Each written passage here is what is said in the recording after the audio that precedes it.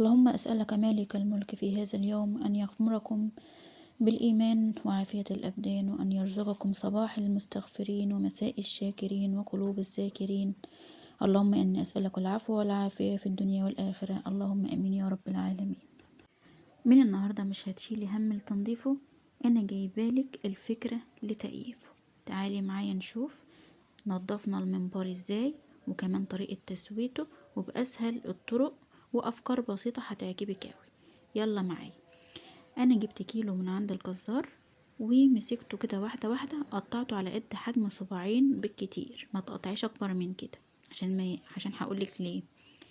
ومسكته على عصاية خشب كده وقلبته على ظهره، خليت الوش فوق، الوش لجوه والظهر لبره، علشان اخد كمية الطبقة اللزجة اللي انتوا شايفينها دي، علشان تطلع معايا بكل سهولة. وبعد ما هقلبه كله، مش هسيب فيه حجم كبير قوي، يعني على قد ما تقدري قصريه.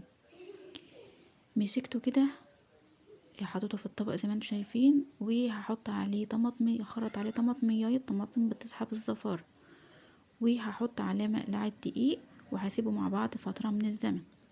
بعد كده بقى السر، هجيب الكبة بتاعتي اللي وريتها لكم من شوية زي ما انتوا شايفين كده، هنزل عليه بشوية ملح محترمين. انا عملت على الكيلو خدت كيس ملح بالظبط، ولقد ما يكون الملح خشن هتضربي معاكي هيطلعلك كمية من الزفرة اللي بتبقى موجودة فيه لا حصر ليها. كل ما تكتري كل ما تطلعي زي ما انتوا شايفين كده. الكمية معايا نزلت، دي اول مرة على فكرة، انا هضربه كمان معاكم مرتين، وعايزة تكتري برضو على قد ما المنبار يعني يعمل ينضف معاكي. فانت هتفضلي تضربي فيه، وتأكدي ان السكينة مش موجودة. انت لو عندك كبة زي اللي عندي ديت، بيبقى جاي معاها بلاستيكة على شكل السكينة، هتبدأي تحطيها وتركبيها وتحطي المنبار والملح. ملح خشن، الكيلو بياخد كيس ملح. اعمليه بقى على ايه، على مراحل، وتكون المنبراية قصيرة معاكي علشان ما تلفش على السكينة البلاستيكة بتاعتي. بعد ما خلصته معاكم شايفين دوت اول مرحلة وبقى معايا بالنظافة دي. هعمل معاكم برضو المرحلتين تانيين وهتشوفوا معايا النتيجة. ايه هو المنبار؟ المنبار ده امعاء الخروف، بيكون بتنضفيه وبتحشيه رز زي بالرز بتاع المحشي العادي بتاعنا، وبتضيفي له كده شوية اضافات هتعرفوها معايا في الفيديو. عايزة اقول لكم ان المنبار ده فيه كمية فوسفور عالية. الفوسفور اللي هو بيحافظ على صحة العظام والأسنان، يعني مهم جدا لصحة العظام والأسنان. شايفين معايا نزل معايا كمية شكلها ايه. الكمية دي اوعي الحاجات اللي طلعت اللزجة دي اوعي ترميها في الحوض، بتلميها كده في كيس وبترميها في الايه، في الزبالة عندك، او تتخلصي منها باي طريقة تعجبك. المهم ما ترميهاش في الحوض، لان لما بتسيبيها فترة بتجمد وتجلد معاكي، وبتبدأ تقفلك الحوض، ما بتقدريش ان انت بتصرفي المية اللي موجودة فيه. شايفين احلى من برده ولا ايه؟ والله زي الفل. وعايزه اقول لكم الطريقه ما خدتش مني وقت، ولو عندك كميه اكبر من دي بكتير هتعمليها في اقل وقت ممكن. انا خدت الحاجات اللي طالعه منه دي ورميتها على طول، ما حطيتهاش في الحوض. يعني انتوا لو تلاحظوا انا يعني بعملها في الصينيه، وبعد كده ايه، بره الحوض خالص، بتخلص منها بره الحوض. عايزه اقول لكم ان المنبار دوت برضو بيدعم الجهاز المناعي، وفيه فيتامين بي 12 اللي هو بيحافظ على المسؤول عن الحفاظ، اللي هو بيحافظ على صحة البشرة. بعد كده بديله غسلة محترمة زي ما انتوا شايفين. وكمان عايزة اقول لكم ان كل 100 جرام من المنبار فيه 96 سعرة حرارية، يعني وبرضو ما نكترش منه علشان الكوليسترول. وفيه 14 جرام من البروتين. يعني لو عايزة تاكلي منبار قدامك من 46 ل49% تاكلي منه، مش 100%، يعني متاكليش منه كميات كبيرة عشان الكوليسترول وكده. هاخد الكمية اللي طلعت دي اللي طالعة من الكيلو، وهتخلص منها بعيد عن الحوض. اخر مرحلة معايا، شايفين طالعة معايا زي رغاوي ازاي؟ برضو بالملح. فانا كيلو الممبار اخد معايا بالظبط كيس ملح. ملح من اللي هو الخشن، مش الخشن اوي، الخشن يعني شوية. الزفرة طالعة معايا شكلها ايه كده. الممبراية انا ضامنة ان هو متعقم ومغسول كويس قوي، لان السر في نظافة الممبار، في حلاوته وطعمه، ان هو يكون نظيف من جوه، انت تكوني منضفاه كويس. طبعا هاخد بعد ما اغسله وانضفه زي وخليه زي الفل، هاخده تحت الحنفية كده برضو مرة واتنين وشطوة وتلاتة واربعة كمان. وبعد كده شايفين، عايزة اقول لكم ان الممبراية نظيفة فل شمعة منورة. انتي لو ملاحظين شكلها حلو ازاي وبيضة زي الفل. هاخده كده بقى، برضو هاخده بقى كده تالت مرة هيت معاكم. والكبة كده قامت معايا بأحلى طريقة وأنضف طريقة ممكن تشوفوها، وداعا لتنظيف الحوض وإن الحوض معاكي يتسد. لا، ما عندناش الكلام ده، هو في الكبة وفي صينية، وبتخلصي كل الكلام ده.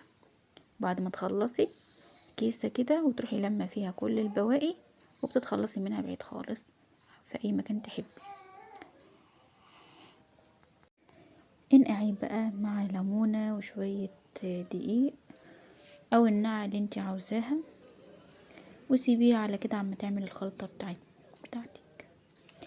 تعالوا بقى نعمل الخلطة الجبارة اللي هتخلي الممبراية تروح في حتة 9 و10 والارقام اللي انتوا عايزينها.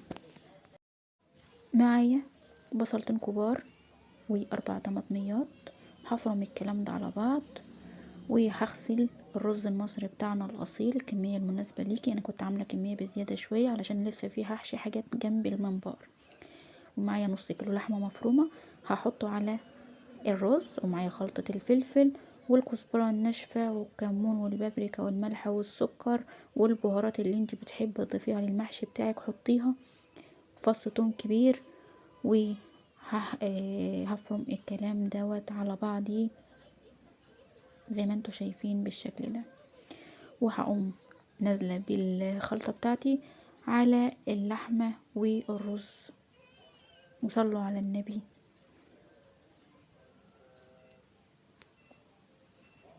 عايزه المحشي معاكي يكون مسكر، لازم تهتمي ب3 تفاصيل مهمه قوي: الخضره والبصل والثوم. معايا 3 حزمات من الكزبره والشبت والبقدونس، واحنا عرفنا، انا وضحت لكم الفرق ما بين البقدونس والكزبره.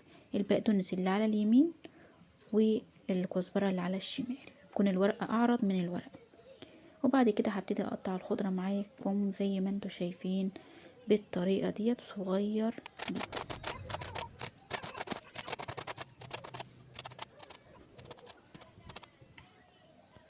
هنا هنزل بالخضره على الخلطه بتاعتي، وابتدي اضيف الصلصه.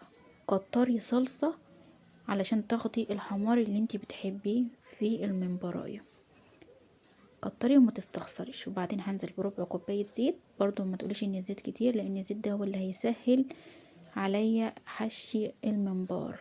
وهحشي معاكم بالطريقه السلسه البسيطه زي ما انتوا شايفينها كده. بدخل صباعيني الاتنين وبقلب لبره، وابتدي ازق الرز فيه زي ما انتوا شايفين من الجهتين، شويه من هنا وشويه من الجهه التانية برضو.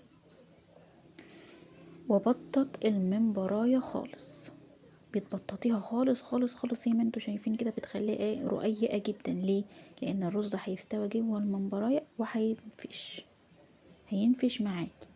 فانتي بتسويه.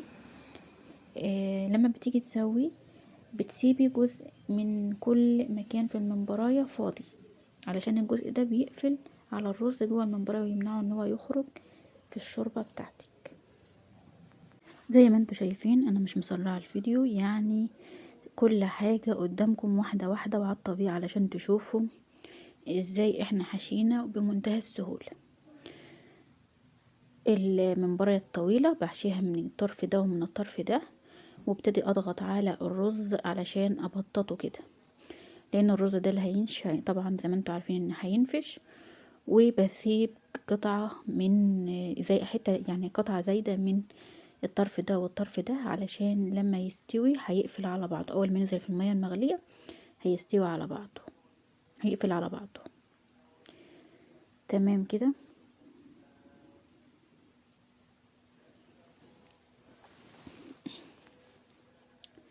شايفاكي يا اللي ما حطيتش اللايك، انزلي حطي لايك. اللهم صل وسلم وبارك عليك يا سيدي يا محمد يا رسول الله.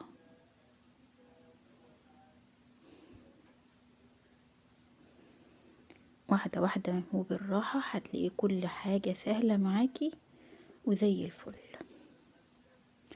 طبعا انا هخلص الكمية كلها وهرجع معاكم علشان نشوف ازاي سويناه.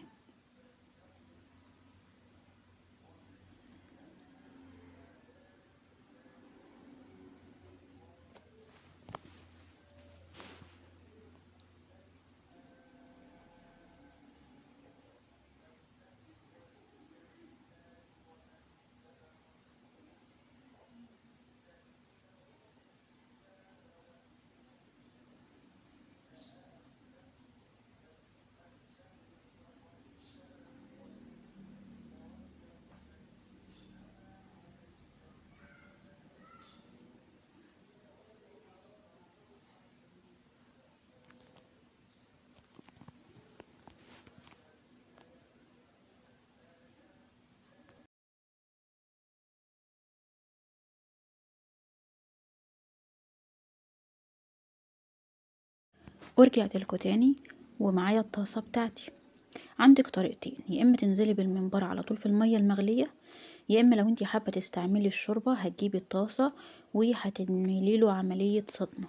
يعني هتسخنيها قوي كده وبعدين هتبدأي تنزلي بصباع صباع لحد ما يبتدي يقفل معاكي ويطلع كمية الرز الفايضة عندك. زي ما انتوا شايفين ان الرز كان معايا على القد بالظبط، ما طلعش معايا اي زوايد. هنزل طبعا في المية اللي هي فيها المية المغلية. عايزة تحطي منكهات حطي، مش عايزة براحتك، هي كده كده اصلا هينزل البهارات الزايدة اللي فيه. بعد كده انا جبت كمية خضار، لان المحشي كان معايا طبعا انا عاملة بزيادة وعاملة حسابي ان انا هعمل كمان شوية كوسة كانوا عندي في التلاجة. شايفين الكوسة يا ولاد شكلها حلو ازاي. القلب اللي انا قورته من الكوسة دوت هشيله في طبق في جنب لوحده، وهقول لكم على هستعمله في ايه دلوقتي. وهبتدي ان انا اقور الكوسة بالشكل ده، السلاح بتاع المقورة هبتدي امسح يعني من جسم الكوساية كده من فوق، مسحة خفيفة كده. هي كده تعمليها مشنشرة زي ما انتوا شايفين كده زي المحلات بالظبط. تبدأي تاخدي كده الجزء في جزء كده وهتلاقيها اتشنشرت معاكي وبقت زي المحلات بالظبط بالطريقة دي. كمان معايا جزر، برضو الجزر بيبقى مسكر برضو في الحشو، ودي حاجة جديدة برضو. تقدري تحشيه بكل سهولة زي ما انتوا هتشوفوا معايا دلوقتي. هنقوره برضو بكل سهولة زي كأنك بتقوري بطاطس، بس طبعا بالراحة وانتي بتعملي الحاجات ديت علشان ما تتكسرش منك. والكوسة بتسيب مادة خضراء على الايد، فعشان نتفادى المادة ديت بنحط نقطة زيت بنمسح بها ايدينا قبل ما نبدأ نقور الكوسة بالطريقة اللي انتوا شايفينها معايا دي. كمان كان معايا قرنين فلفل برضو. طبعا انتوا عارفين احنا بنقور الفلفل ازاي. يعني ببتدي يعني اقطعه كده من النص واشيل البذرة اللي فيها، او لو الفلفلاية صغيرة معاكي بتشيلي الراس من فوق، بتعمليها عملية شد وجذب بتمسكي الطرف اللي فوق، القمع اللي فوق، وبتدخليه لجوه تشديه لبره. لو وصلتوا لغاية هنا ادعموني باللايك وفعلوا زر الجرس واشتركوا في القناة عشان يوصلكوا كل جديد. وطبعا ما تنسونيش في دعوة كويسة علشان اقدر استمر، وقولولي رأيكم ايه في القناة. زي ما انتوا شايفين كده، طبعا لو الكوسية قطع يعني حصل فيها زي ما حصل معايا دلوقتي، بتتعالج برضو والله، وبتدخل وبتستوى، بتبقى زي الفل بالطريقة دي. القلب بتاع الكوسة بقى هجيبه وهديله فرمة في الكبة، فرمة صغننة او حسب ما انت عايزة تنعميه عشان ما يبانش، وبتعملي تخلطيه في شوية الخلطة اللي فايضين معاك، ده بيديله طعم حلو قوي وبيبقى مسكر معاكي. وكمان لو عندك اطفال ما بيحبوش الكوسة، نقدر نقول ان احنا دخلناها لهم بطريقة غير مباشرة، عالجنا برضو المشكلة ديت. لو عندك اطفال ما بيحبوش ياكلوها، اعملها بالطريقة ديت ومش هياخدوا بالهم والله، لان الخلطة دي فيها برضو لحمة مفرومة وفيها كل الاضافات اللي احنا عملناها، مش هياخدوا بالهم بالطريقة دي. اللهم صل وسلم وبارك عليك يا سيدي يا محمد يا شفيعي. حشيت معاكم الكوسة والجزر وكمان الفلفل، وحشينا الممبار وسويناه، وهنروح علشان دلوقتي تشوفوا الكوسة وهي في الفرن بعد ما رصيتها في الصينية، وكانت معانا بالمنظر ده. طبعا بعد ما تستوي معانا انا بحط كمية شوربة، بغطي الكوسة لحد فوق بس، بدي لها وش تحمير، وعلشان الممبراية تاخد معاكي لون ذهبي لامع صافي زي لون الشمس كده، بتجيبي شوية لبن وبتحطيه بتجيبي الممبراية وبتغمسيها في اللبن ده، وبعد كده بتقليها في الزيت عادي. الطاسة ديت انا عاملاها لاي تحمير علشان ما بوظش الحاجة اللي موجودة عندي. كان معايا الكوسة، عايزة اقول لكم خطيرة وطعمها زي الفل. وعملنا شوية محشي كرنب كمان، وعملنا شوية الشوربة اللي قدامكم دول، شوربة الممبار والكوسة. وبألف هنا على قلبكم، وجربوا طريقتي ديت، ولو عجبتكم قولولي في الكومنتات. وما تنسوش لايك وشير والاشتراك في القناة، ودعوة حلوة منكم ليه. سلام عليكم.